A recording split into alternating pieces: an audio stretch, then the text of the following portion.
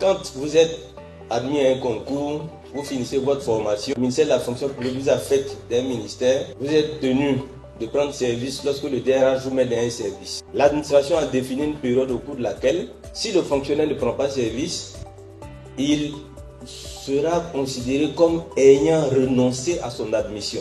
Et la conséquence, c'est que son arrêté d'admission va être rapporté en ce qui le concerne. Si on vous affecte, il faut aller prendre service. Si vous ne prenez pas service, vous êtes considéré comme ayant renoncé. Vous dites que je ne veux plus aller à la fonction publique. Et les conséquences, c'est qu'on annule votre admission.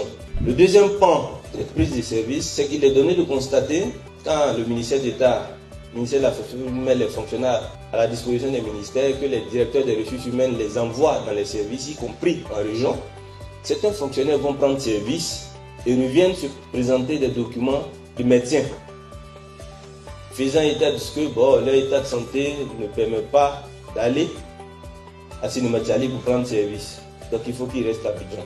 Le fonctionnaire qui bénéficie d'un tel document devrait s'inscrire dans la procédure de congé maladie, avec pour conséquence, pendant les 6 premiers mois, d'avoir la totalité de son salaire. Pour le reste, la période de congé maladie qui va jusqu'à 36 mois, d'avoir moitié salaire.